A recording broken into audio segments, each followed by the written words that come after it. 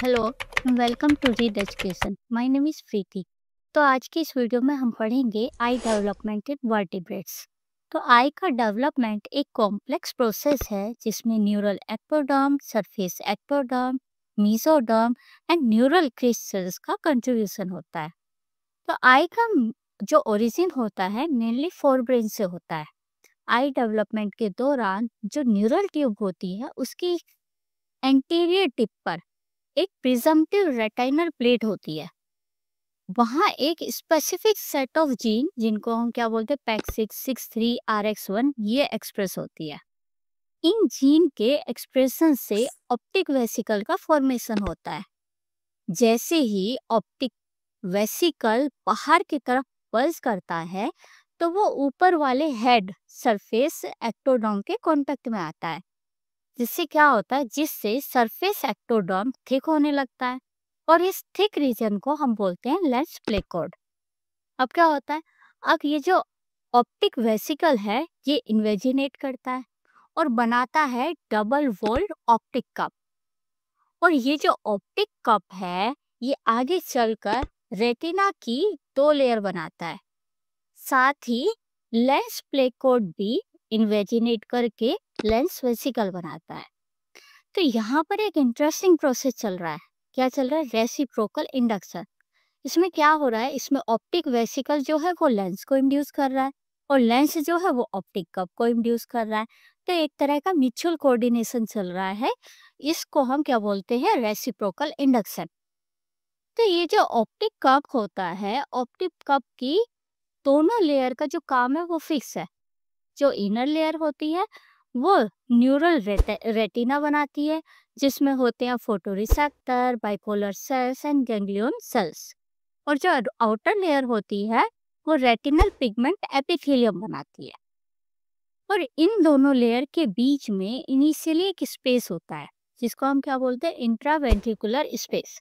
और ये स्पेस बाद में डिसअपियर हो जाता है।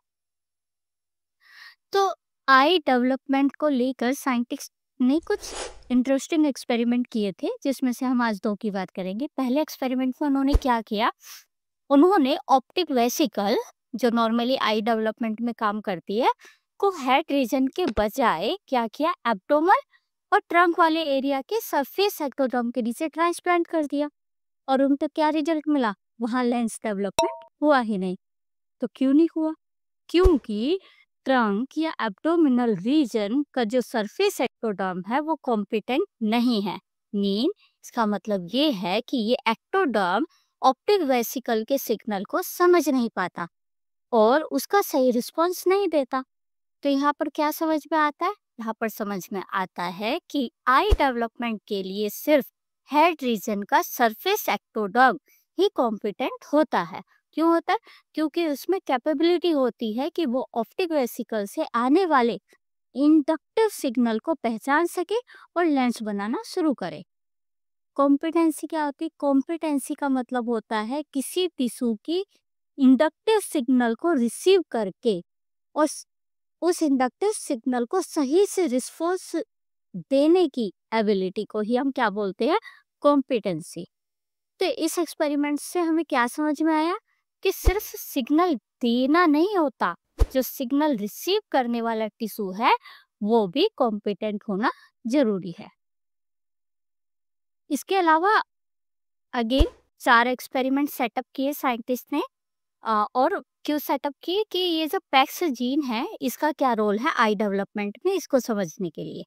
तो उसके लिए उन्होंने क्या किया, सबसे पहले उन्होंने एक्सपेरिमेंट किया। उसमें उन्होंने क्या किया, नॉर्मल ऑप्टिक वेसिकल लिया और नॉर्मल हेड एक्टोडर्म लिया और उन्होंने देखा कि लेंस बनेगा या नहीं बनेगा। तो उन्होंने देखा कि लेंस बन गया। क्यों? सब कुछ नॉर्मल है, नॉर्मल ऑप्टिक वेसिकल है, नॉर्मल हेड एक्टोडर्म है, तो लेंस बन गया। नेक्स्ट एक्सपेरिमेंट में उन्होंने क्या किया, जो म्यूटेंट ऑप्टिक वेसिकल लिया, PEG6 म्यूटेट लिया और नॉर्मल हेड एक्टोडर्म लिया। तो उन्होंने देखा कि लेंस बन गया। इसका मतलब क्या है? PEG6 ऑप्टिक वेसिकल में होना जरूरी नहीं है। थर्ड एक्सपेरिमेंट में उन्होंने क्या किया, उन्होंने नॉर्मल ऑप्टिक वेसिकल लिया और म्यूटेट PEG6 एक्टोडर्म लिया। यहाँ पर उन्होंने देखा कि लेंस नहीं बना, मतलब जो पैक 6 है वो हेड एक्टोडर्म में होना जरूरी है। फोर्थ एक्सपेरिमेंट में उन्होंने क्या किया, उन्होंने ऑप्टिक वेसिकल में भी पैक 6 को म्यूटेट लिया और हेड एक्टोडर्म में भी पैक 6 को म्यूटेट लिया, और उन्होंने देखा कि लेंस नहीं बना। ऑब्वियस है क्योंकि दोनों ही डिफेक्टिव है। तो सिंपल कंक्लूजन क्या मिलता है हमें यहाँ पर, कि जो पैक 6 है, पैक 6 का रिक्वायरमेंट है हेड एक्टोडर्म में। अगर हेड एक्टोडर्म में पैक 6 नहीं होगा तो लेंस डेवलपमेंट नहीं होगा। तो ये जो ऑप्टिक वेसिकल है, optic vesicle 2 important inductor signal secrete करता है। कौन कौन सा, FGF8 एंड BMP4। जब wild type head surface ectoderm इन सिग्नल को रिसीव करता है, तब वहाँ कुछ ट्रांसक्रिप्शन फैक्टर एक्सप्रेस होने लगते हैं, जैसे SOX2, SOX3 एंड LMAF। ये ट्रांसक्रिप्शन फैक्टर लेंस डेवलपमेंट के शुरू होने में इम्पोर्टेंट रोल प्ले करते हैं। तो इसका सिंपल सा कंक्लूजन है कि लेंस फॉर्मेशन जो है एक कंबाइन एक्शन है। किसका, pack 6, SOX2, SOX3 and LMAF का।